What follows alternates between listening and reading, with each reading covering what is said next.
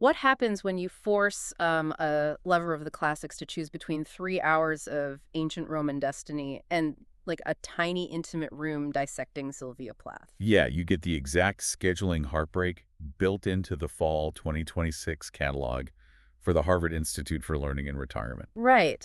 Welcome to today's deep dive, everyone. We are looking at a very real dilemma for you if you're enrolling this fall. It really is a brutal clash of intellectual desires. You've got these two phenomenal second half courses meeting at the exact same time, Tuesdays, 10 to noon. And because of the placement algorithm, you can only take one. Okay, let's unpack this. We are framing this as the pull of a single monumental epic versus, well, a dynamic collision of visual art and modern poetry. Exactly. So let's start with the heavyweight classic, Course 208, the Aeneid. This is led by Jeffrey Green and Don Leopold. And this is a major commitment, right? I mean, you are anchoring yourself to a foundational text.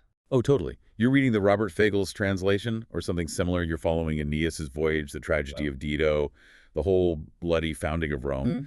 But the mechanism of how you study it is what's really key here. Wait, they use the St. John's methodology, right? Yeah, exactly. The St. John's approach.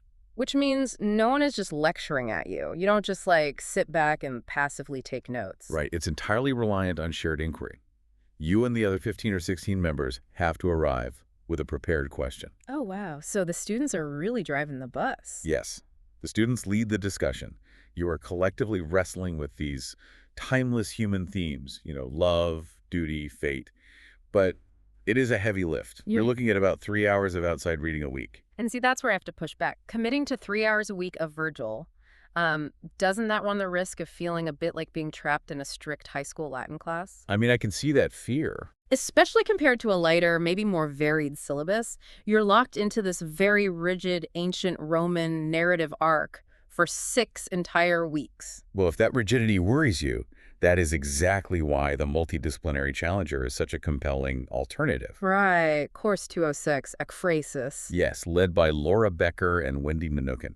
It has a completely different intellectual mechanism. And first off, let's just define that word, because I know it sounds intimidating. It really does. But it's actually pretty straightforward, right? Yeah, ekphrasis is simply a vivid, often dramatic verbal description of a visual work of art. So it's basically the act of translating what the eye sees into what the pen writes. Precisely. And what's fascinating here is how that psychological translation fundamentally changes the original intent of the artist. Oh, that makes sense. Yeah, the syllabus contrasts things like Homer's Shield of Achilles with Sylvia Plath trying to capture the visual chaos of Henri Rousseau. Or, Lawrence Ferlinghetti writing on Marc Chagall. Okay, here's where it gets really interesting. It sounds like walking through a museum with an audio guide written by world-class poets. That is a great way to put it. Instead of a single ancient epic, you're looking at how language desperately tries to capture visual beauty. Plus, the workload is lighter, right? Like 2 hours of prep and there are no books to buy. Lighter weekly prep, yes. But that doesn't necessarily mean an easier experience emotionally. This course actually has a slightly smaller cap, just 12 students, and it involves optional student presentations. Ah, and that's exactly what I was grappling with. An intimate 12-person room where you're sharing highly personal interpretations of art. To me, that actually feels, I don't know, more intimidating than discussing Virgil. Wait, really? More intimidating? Yeah. With the Aeneid, everyone is looking at the same map, hiding behind the same shared text. With ekphrasis, you are entirely exposed. You're bringing your own subjective lens to these completely different mediums. That is such a good point. And I think that's the real crux of the debate here for anyone enrolling. Do you want the shared philosophical immersion of wrestling with destiny in a massive epic? Right.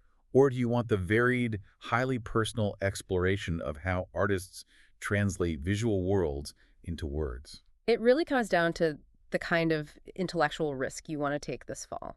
Because, again, with the HILR placement algorithm, you simply cannot take both. Yeah, you have to choose your adventure, Right. rank the Aeneid higher for literary immersion, or Ekphrasis for that mixed media artistic exploration.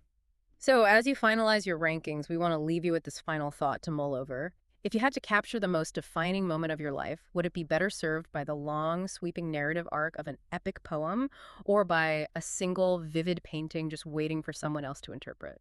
What happens when you force a lover of the classics to choose between 3 hours of ancient Roman destiny and like a tiny, intimate room dissecting Sylvia Plath. Yeah, you get the exact scheduling heartbreak built into the fall 2026 catalog.